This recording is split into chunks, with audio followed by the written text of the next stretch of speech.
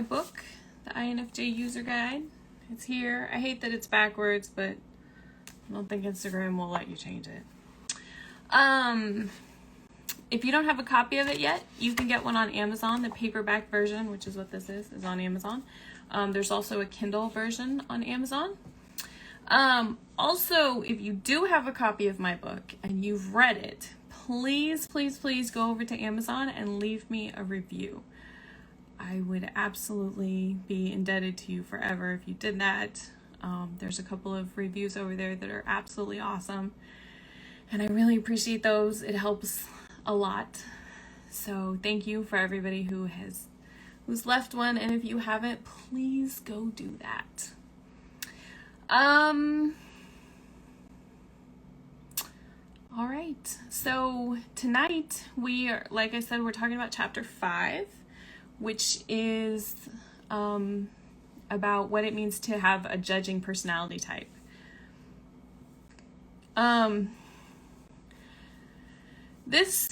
The J, a lot of people get it mixed up. When they say judging, they think that means that we're judgmental, but it's not at all what it means. Judging means that it's how you show decisions that you make to the world, whereas being judgmental means that you're making negative assumptions about people and events. So as you can see, they're not related at all. So as we dive into what judging means, I wanted to just tell you ahead of time that there are some things that can affect this, right? There are things that that get in the way of, or that influence how you make decisions that are outside of your personality type. So you have to consider those things. So let's start with those things. You start with things like your family. They can definitely have an influence over you. I was talking earlier today on Instagram Live about how my parents always have told me since I was young that I'm too sensitive, that, you wear your heart on your sleeve and you need to not be like that. So that makes me think that that's wrong and that I don't want to do that, right? So those types of things can influence your behavior. The people around you can influence you as well. Maybe it's not your family, maybe it's your spouse or your friends, all of those people. And the fact that as INFJs, we want to please everybody around us. We want to make everybody else comfortable. So that can have an influence on how you make decisions. How you grew up, even what part of the country you grew up in or what country you grew up in, all of that can influence you. If you were in the military, they're all very clean and organized. You have to be that way if you're there. So even people who aren't very clean and organized, you're forced to be that way when you're in the military. So it can be like learned behaviors. Also, if you have a mental health problem, if you have depression, if you have ADD, ADHD, a lot of those types of things can influence how you make decisions or how you show the world that you're making decisions, right? So when you have a judging personality type, one of the main things that we go to is you're clean and organized. And like I said, these are kind of generalized statements. That doesn't mean that your bedroom is always clean or that your desk is always perfectly clean or that you always do the dishes like as soon as they're dirty. I certainly don't. But again, I know that I have depression as well. So sometimes my house is a complete mess, but that's not just my personality type. There are other factors involved, right? Being organized, though, it isn't just your closets and your kitchen cabinets. It's like files on your computer. I went to work a few years ago for this company. They made custom printed things. So like t-shirts and coffee cups and stuff like that. And because they were custom, they had specific artwork for certain customers. And they had it all labeled sort of correctly. But you're talking about 30 to 40 years of artwork.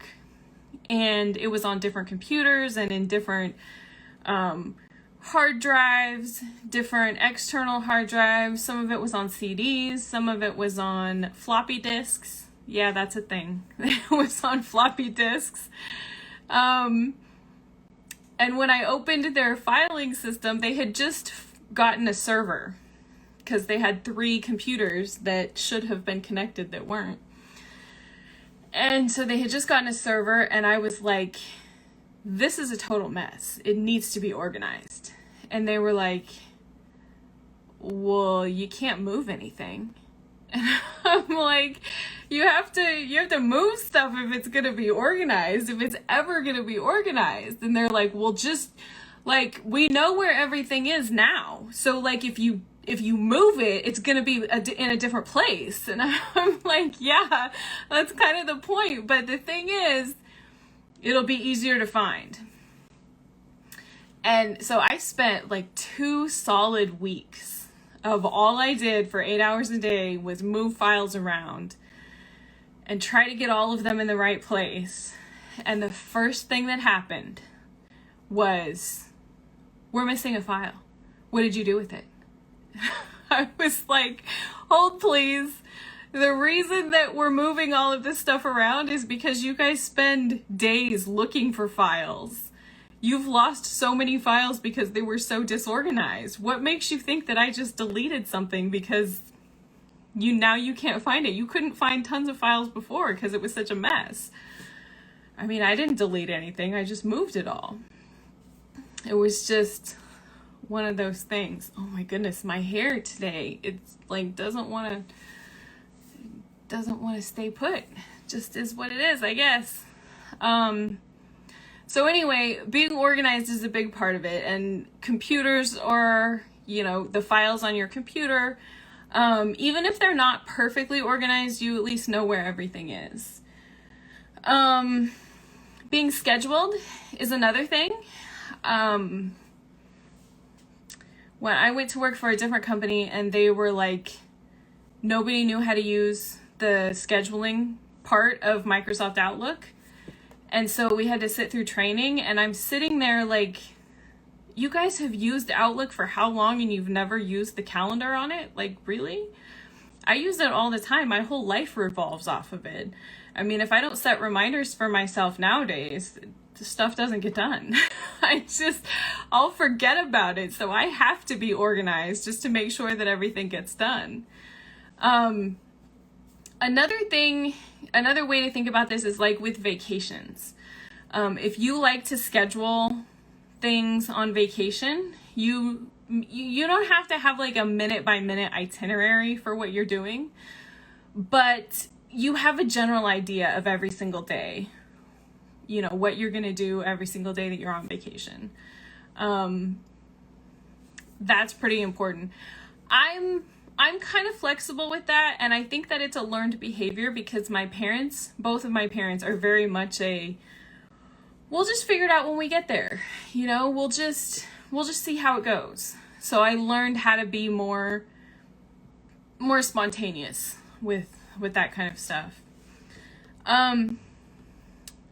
I put down that we like school supplies and office supplies. I certainly do. Every other INFJ that I've met that I've spoken to about this does as well. Just things to keep us organized, labels and things like that. We feel a lot better when there's a structure to what's going on. So we're not very good with the whole go with the flow. I mean, we are go with the flow, but we're not very good with the we'll just see what happens when we get there. I guess that's what I mean. That's kind of like a stressful situation for us. I like knowing what we're going to do because I also like to look forward to what we're going to do. That's part of the fun for me. So I want to know what we're going to do. Plus, I want to be prepared as well. I think part of that comes from the fact that I'm a vegetarian. So if I'm going somewhere, I want to look at the menu first of all to make sure that there's something that I can eat, or at least to know what I'm going to order, because I've always been a vegetarian and I'm the only one in my family who was. So I had a lot of anxiety around, every time I ordered something, because I grew up in the Midwest, in the Midwest part of the United States. And there, when I was young, nobody had heard of what vegetarians, they were like, everything that I ordered was a special order. And my parents would make me order. So it's like, I don't want to talk to them. Like, I'm just not even hungry anymore,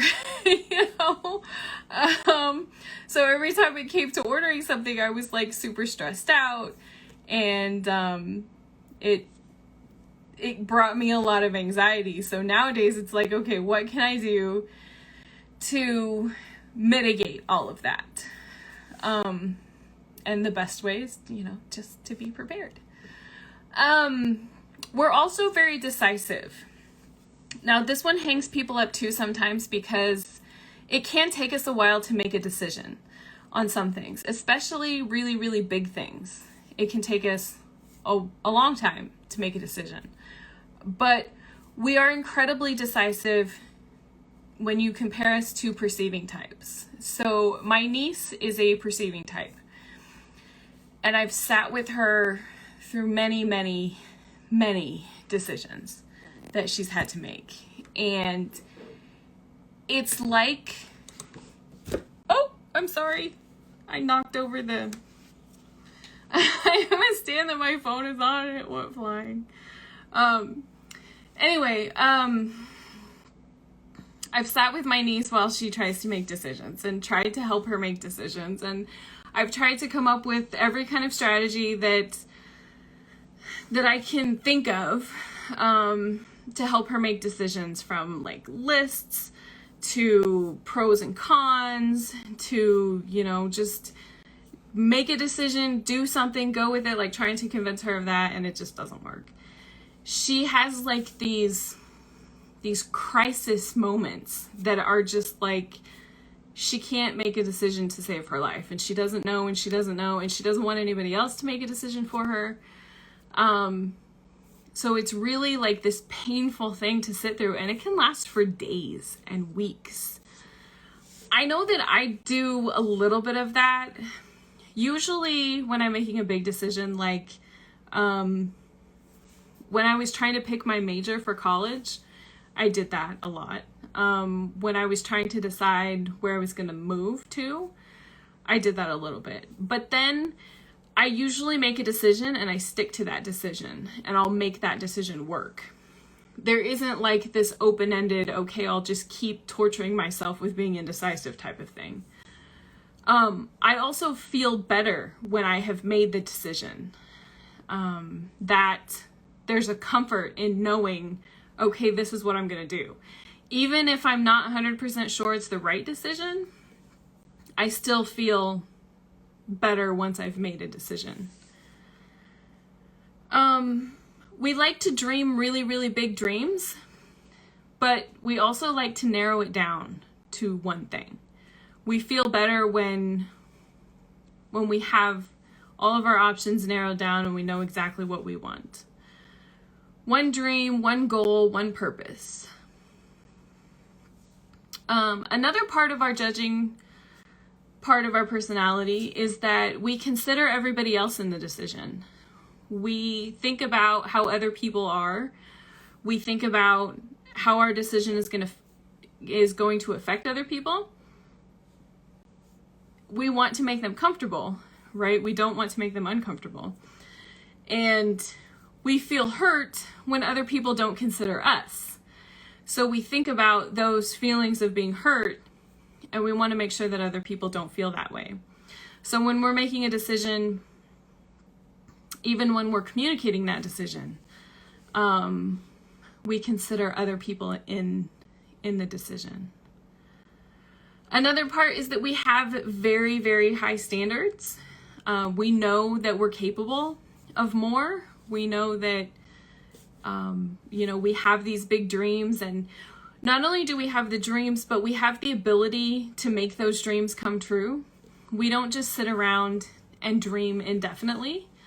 We'll actually decide on a dream, and then we'll do whatever it takes to get that dream to become a reality. If it is at all within our control, we'll do that. So we have really high standards. A lot of it comes from experience too. When you have a really big dream and your friends and family are telling you, oh, that's never going to happen. And then you make it happen. And they're like, whoa, like, how did you make that work? Once you have that experience, then you know that you're capable of making these really big dreams come true. And so you're willing to put in the work because you know that it can happen. This starts pretty early for us. It started really early for me. When I was in school, I always wanted to have straight A's for as long as I can remember. I always got really good grades. And it was important to me. And it was pretty easy. I really didn't have to work at it until I got to college. When I got to college, it was a different thing. My grades were not as good in college. I think I graduated with a bachelor's degree in criminal justice with like a 3.5 or 3.6 GPA out of 4. But then when I was studying engineering, it went down exponentially. That was very humbling. That was the first time I failed a class. And I never thought that I would ever tell anybody that I had failed a class. I failed Physics 1, and the university had a policy where if you failed a class and then you took the same class the next semester, then that would override your grade as long as you got a better grade. And so I took Physics 1 in the spring, and the next semester was summer. So I ended up retaking it over the summer, and which is half of the semester length, right? So it was, instead of 16 weeks, you had to finish it in 8 weeks. And I think the first time I got like an F, which was like a 50%, it was like 53 or something. And the second time I ended up with a B. I don't know how I got a B. It was really difficult, but I was like horrified because I prided myself on being really smart and being able to get really good grades. And here I was like, I failed a class. Like, what? How does that happen? But you know, we're all human. It happens. And something else that we have high standards about is our purpose in life. We feel like we have this big purpose, like we're supposed to do something really big and really great, but we don't know what it is. And maybe not great as in most of us don't really want to be famous. You know, we don't want to be extremely wealthy. We want to be helpful. We want our life to have meaning. We want to make other people's lives better. So a lot of us struggle a lot to find our purpose. I struggled for a long time to find mine, and I finally figured it out, and I was so thankful that I did. I actually have a workshop. If you are looking for your purpose and you want some more information on it, I have a workshop that I did that I will put the link in the description of the video once it gets posted. You can also find the video on my website too, which is infjwoman.com. And at the top in the menu, there's, I think it says work with me. I just added it. Yep, it says work with me. And you can find it there too. Another part of our judging, the judging part of our personality is control. Most INFJs don't really think of themselves as being controlling. I know when I read that we were controlling, I was like, nah, I don't think so. I'm pretty flexible and very easygoing, especially with other people around me, I want to be, I want them all to be comfortable and to be, for them to, like, I'm very flexible as far as what they want. But I realized later that I am very controlling, especially when it comes to my own environment, when it comes to preparing for things. I like to be in control. I don't necessarily like to drive, but I really want to be, I'd rather be in control than not be in control.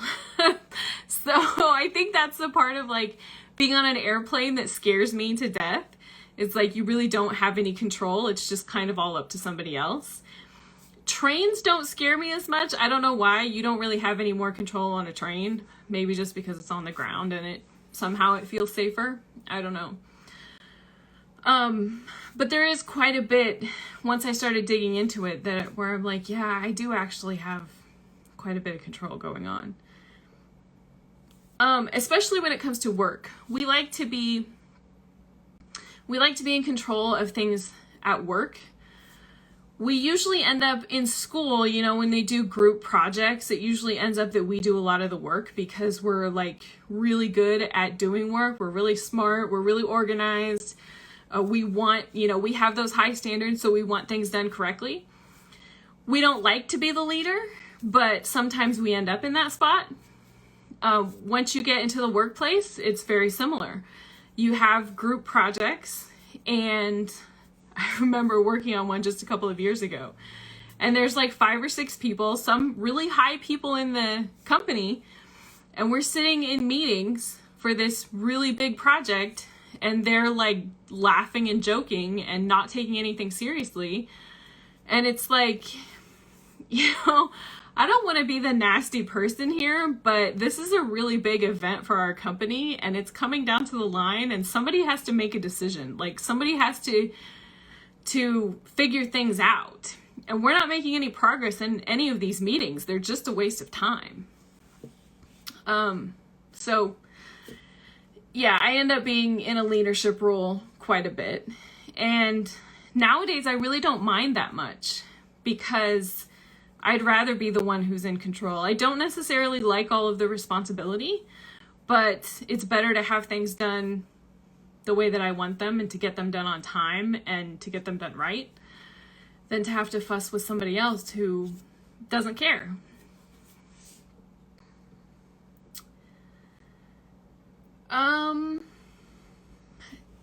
So we've talked a lot about being organized, being put together, being clean and scheduled. All of this is how we show people the decisions that we make. And it's also in reference to what we show the world. So how we are on the outside. The inside of us, though, the inside of our brain is a totally different thing. It is a complete and total mess. Trying to organize what's going on in your head, trying to make sense of it, trying to explain it to somebody else. It's kind of like, it's like a complete mess. A lot of times I have this whole thing worked out in my head, usually something that I've been thinking about for a long time, right? And I finally get in front of somebody that wants to talk about it.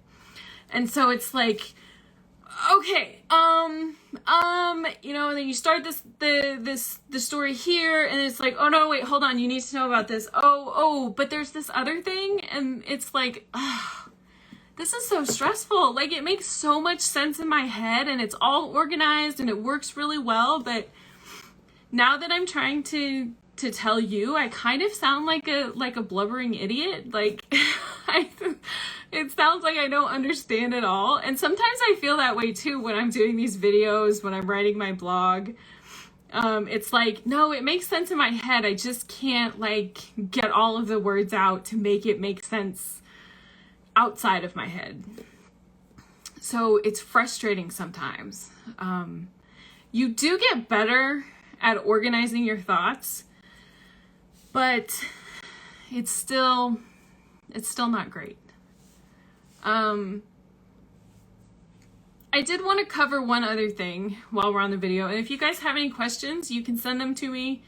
There's a question thing at the bottom, or you can just type them in the chat and I'll go through the questions here in a minute. But the judging piece of your personality is about how you show decisions, the decisions that you make to everyone outside of you, right? It's about being organized and making those decisions. And a lot of people ask me, how do you make a big decision? Something like, you know, what kind of job should I have? What's my purpose? Like, how do I decide these things? How do I decide what to major in college? All of those things were really big decisions for me. So I just wanted to give you a couple of things to get a little bit of clarity on making those big decisions. The first thing that you need to do is to just take action. I know that that's really difficult and it sounds like this impossible thing when you're in this space of, I just don't know what to do. The only way that you're going to know if you're making the right decision is to just make the decision, to just pick one thing, right? So take action and make a decision. Those are the first two things. When I was in college, I was struggling so much to decide, like, to pick a major, because it's like my mom said I should major in business. My dad was like, no, I think you would be a really good engineer. And I was like, well, I kind of want to be an engineer, but it's really hard. And so the only way that you're going to decide which one is the right one is to just pick one and start doing the classes and see what happens. And that was exactly what I wanted to avoid, because I'm like, no, I want to like not have to do anything twice. I want it to be right the first time. I want it to be right for the rest of my life. But when you step back and you look at all of that, that's a lot of stress. First of all, you're pretty young and you're putting the whole rest of your life, like all of that balances on the one decision that you're making when you're 18, 19 years old. I mean, that's a lot. And to think that even at 35, I know that I can't make quote unquote the right decisions. I grew up with this idea that once you were an adult, you had all of the answers, right? Like you knew what the right thing to do was. And I think I kind of thought that, like, when I was trying to make this decision, it's like they know and they just won't tell me. Like, why won't they tell me? And then as I get older, I'm like, no, you never know. There is no right answer. There's no wrong answer. You just have to pick something. You just have to make a decision. Even if it's like, you know, I don't know what job to have. Pick something, try it, see if it works, see if you like it. If you hate it, that's totally fine. Pick something else. Right now is a perfect time to be looking for a job too, because there's tons of jobs open. So take action is the first thing, right? Make a decision. And the third thing is make it the right decision. A lot of the problem that we have with making decisions is the constant questions. You know, I want it to be the right decision. Is this the right decision? Is this the best thing to do? Is there something better? You know, you just constantly questioning yourself and going round and round and round in your head of like, I don't know. I just feel stuck because I don't know. So when you make a decision and then you make it the right decision, you commit to it and you say, this is the right decision. I'm going to go with this for as long as I know that it's the right decision, until something better comes up, until I know for sure that this is not the right decision. That's the best thing that you can do. That's the way that I've made so many decisions, and it helps so much. The torture comes from the indecision. But once you make a decision, then you feel so much relief. You feel so much better. And even if it is maybe not the best thing that you could do or the right thing to do, maybe that will lead you to the best thing. So that's how you get clarity on whatever decision that you're making. You just have to sit down and say, hey, this is what I'm going to do. That's it. Okay. I'm your follower from Saudi Arabia. Oh, that's so awesome. I get much benefit from your account. I'm an INFJ also. I'm so glad that you enjoy my account. I never, ever, ever would have imagined that anybody from anywhere other than the United States would follow my account. I thought when I started, if I could just help one person, then it would be worth it. And it's nice to hear that I can help you too. Can you talk about the difference between what the test considers introversion versus extroversion? I've taken the test more than once and gotten different answers. Yeah, I did a whole video about introversion, but the basic definition of introversion versus extroversion, that's where you get your energy from. So if you are around a big group of people and you feel really, really energized, then you're probably an extrovert. If you recharge by staying at home and watching TV or reading a book, or maybe you're just around one or two really close friends, then you're probably an introvert. Now, that doesn't mean that introverts never gain energy by being around people. I went to a couple of concerts a couple of weeks ago, and I walked away from them feeling equally energized and equally drained. So it's really something that's up to you to decide. There is such a thing as being an outgoing introvert, right? You can like people.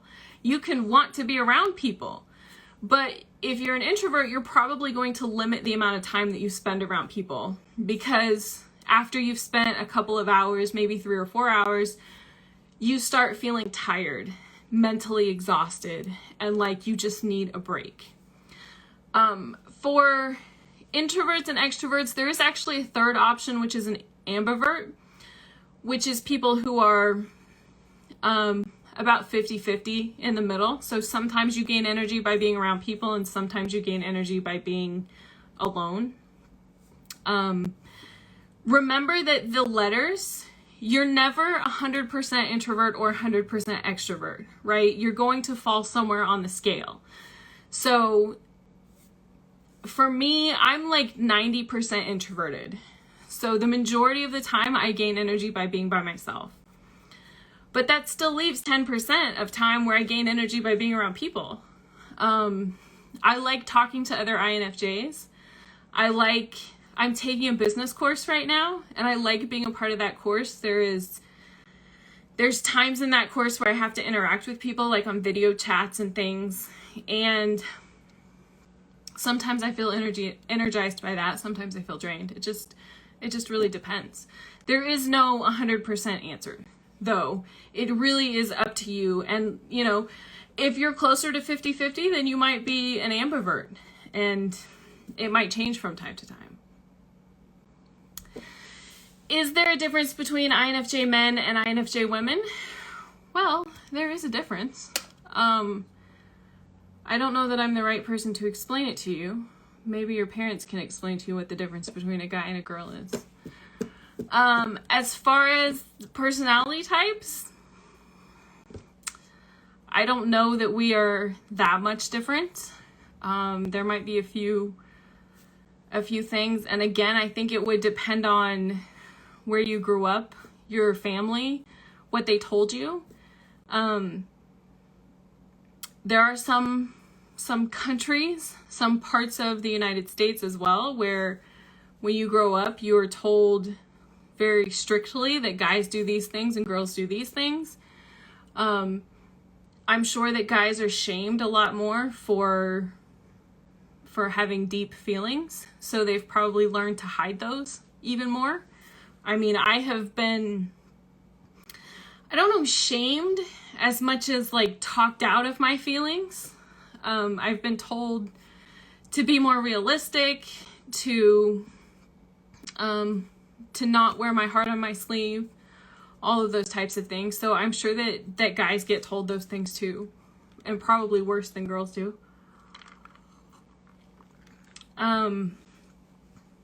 So I've never really had the opportunity to ask an INFJ guy that specifically. I have interviewed a few on my podcast, and I seem to recall that I spoke to Andy Mort about that. I may have asked him that. I think that's his name. So you can check that out on my podcast. I think his episode was called How to Not Be Introverted or something like that, which was super cool. It was a really good episode. He's really, really smart. Do you know your moon and ascendant? No, I don't. I don't know anything about astrology at all. All right. I think that's all the questions. Well, thank you guys so much for hanging out with me again tonight. I am hosting another workshop in about 20 minutes that is called How to Know for Sure If You're an INFJ. So if you are signed up for that workshop, I will see you there. If you're not and you want to come, there's a link for it in my bio, and there's a link in the stories as well. I think it's still there. So I would love to have you there. We're going to talk about how you know what your personality type is, and there's a workbook in that workshop as well that will help you not only figure out your type for sure, but it will also help you type other people. So if you want to type your family, your friends, your significant other, your boss, anybody, it will help you type them. And that's super helpful because once you know what their personality type is, then you know how to communicate with them better. You know how they make decisions. You know more of what they like and what they don't like. So I would love to have you there. Again, if you want to join, the link for it is in my bio and also in the stories. So, all right. I hope that you guys have a good weekend, and I will see you all again next week. So you just watched that video, and I'm sure you enjoyed it. If you want some more amazing information about INFJs, check out these videos right now. I'll see you there.